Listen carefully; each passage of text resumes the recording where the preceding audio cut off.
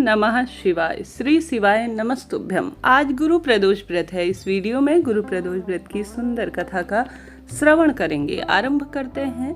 गुरु प्रदोष का व्रत बहुत ही शुभ और फलकारी माना जाता है। कहते हैं कि इस व्रत को करने से भगवान शिव के और भगवान विष्णु जी की असीम कृपा प्राप्त होती है। इस समय अश्विन माह का शुक्ल पक्ष चल रहा है।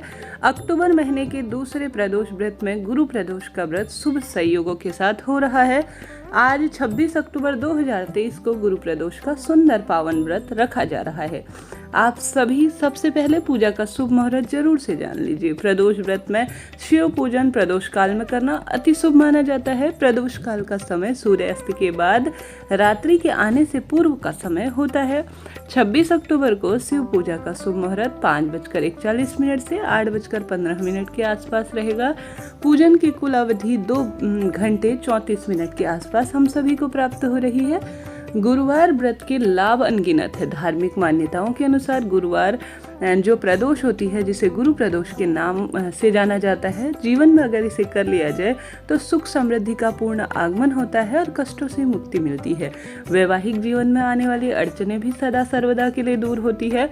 भगवान शिव और श्री हरि विष्णु की असीम कृपा पूरे परिवार पर पूर्ण रूप से प्राप्त होती है। सुबह स्नान आदि करने के बाद व्रत का संकल्प ले। इसके बाद भगवान शिव का जलाभिषेक करें। अब भगवान शिव का धूप दीप इत्यादि से पूजन करें। भगवान शिव को भोग इत्यादि लगाएं और फिर शाम को प्रदोष काल में भगवान शिव की विशेष पूजा अर्चना शुभ समय में करें। साथ ही गुरुवार होने के कारण श्री हरि विष्णु का भी विशेष पूजा विधान का शास्त्र नियम बताता है। साथ ही केले वृक्ष का पूजन, दीपदान इत्यादि भी विशेष महत्वपूर्ण भूमिका आज के दिन जीवन को सुदृढ़ बनाने के लिए करता है। प्रदोष व्रत के दिन तामसिक भोजन का सेवन भले ही आप व्रत करें या न करें नहीं करना चाहिए। वाद विवाद इत्यादि से भी दूरी प्रत्येक व्यक्ति को बनाकर रखनी चाहिए। अपशब्द इत्यादि से अर्थात वाद विवाद किसी भी कलह कलेश से बचकर रहना चाहिए। इस दिन ब्रह्मचर्य का पालन करें। प्रदोष व्रत के दिन गरीबों व ब्राह्मण और जरूरतमंद की सेवा करें। भगवान शिव की ज्यादा से ज्यादा इस दिन ध्यान, मंत्र जाप इत्यादि करने का प्रयत्न करें, लाभ मिलेगा। पौराणिक कथा के अनुसार हम सभी गुरु प्रदोष व्रत की कथा का श्रवण करने जा रहे हैं, तो मेरे साथ आप सभी भी प्रभु के नाम मंत्र और विशेष मंत्र का दान करते हुए जयकारे जरूर से महादेव के नाम के लगाएं। आरंभ करते हैं। मेरे साथ आप सभी भी बोलिए श्री शिवाय नमस्तुभ्यम। श्री शिवाय नमस्तुभ्यम। हर हर महादेव। जय श्री महाकाल। जय शिव शंभु। पौराणिक कथा के अनुसार, इस व्रत की कथा के अनुसार एक बार इंद्र और वृतासुर की सेना में घनघोर युद्ध हुआ। देवताओं ने दैत्य सेना को परास्त कर भ्रष्ट नष्ट कर डाला। यह देख वृतासुर अत्यंत क्रोधित और स्वयं युद्ध की ओर उद्घोषित हुआ। आसुरी माया ने उसे सभी तरह से विकराल रूप धारण करने पर विभ्रत कर दिया। सभी देवता भयभीत हो देवगुरु बृहस्पति के शरण में पहुंचे। बृहस्पति महाराज बोले, पहले मैं तुम्हें वृतासुर का परिचय देता हूँ। वृतासुर बड़ा तपस्वी और कर्मनिष्ठ है। उसने गंधमादक पर्वत पर घोर तपस्या कर शिव जी को प्रसन्न किया। पूर्व समय में वह चित्ररथ नाम का राजा था। एक बार वह अपने विमान से कैलाश पर्वत चला। वहां शिव जी के वाम अंग में माता पार्वती को विराजमान देख वह उपवास करने लगा। बोला, हे प्रभु, मोह माया में फंसे होने के कारण हम स्त्रियों के वशीभूत रहते हैं, किंतु देवलोक में ऐसा दृष्टिगोचर नहीं हुआ कि स्त्री आलंगबद्ध होकर सभा में बैठे। चित्ररथ के यह वचन सुन सर्वव्यापी शिव शंकर बोले, हे राजन, मेरा व्यवहारिक दृष्टिकोण पृथक है। मैंने मृत्युदाता कालकूट महाविष का पान किया है, फिर भी मैं तुम साधारण जन की भांति मेरा उपहास उठाते हो।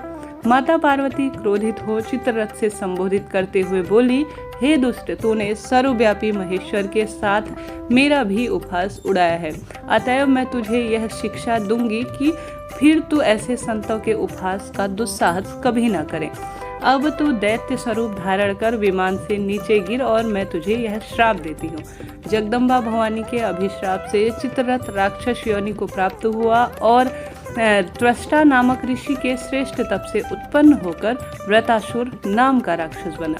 गुरुदेव बृहस्पति आगे बोले, वृतासुर बाल्यावस्था से ही शिव भक्त रहा था। अंत में इंद्र तुम बृहस्पति प्रदोष व्रत शंकर भगवान को प्रसन्न करने के लिए करो। देवराज के गुरुदेव की आज्ञा का पालन कर बृहस्पति प्रदोष व्रत किया। गुरु प्रदोष व्रत के प्रताप से इंद्र ने शीघ्र ही व्रतासुर पर विजय प्राप्त करी और उसे सभी चीजों का ज्ञान प्राप्त करवाया और देवलोक में शांति छाई। और प्रदोष व्रत हर शिव भक्त को अवश्य एक बार जीवन में प्रगाढ़ बुद्धि रोग कष्ट निवारण के लिए करना चाहिए। अब सुनते हैं गुरु प्रदोष व्रत की एक दूसरी कथा। एक नगर में एक ब्राह्मणी का घर था। उसके पति का स्वर्गवास हो गया था। अब उसका इस दुनिया में कोई सहारा नहीं था, इसलिए वह सुबह होते ही अपने पुत्र के साथ दर दर भिक्षा मांगने निकल पड़ती थी। जीवन बहुत दुखी चल रहा था। वह खुद का और अपने पुत्र का पेट पालती थी। एक दिन ब्राह्मणी घर लौट रही थी तो उसे एक लड़का घायल अवस्था में बहुत लाचार मिला। ब्राह्मणी दयावश उसे अपने घर ले आई और वह लड़का विदर्भ का राजकुमार था।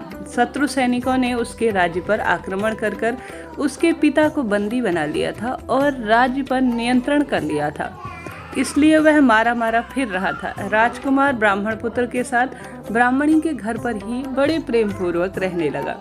एक दिन अंशुमति नामक एक गंधर्व कन्या से राजकुमार को देखा तो उस पर मोहित हो उठी। अगले दिन अंशुमति अपने माता पिता को राजकुमार से मिलवाने ले आई। उन्होंने भी राजकुमार को पसंद कर लिया।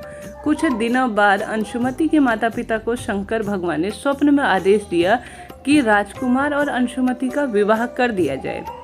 वैसा ही सभी व्यक्तियों ने किया।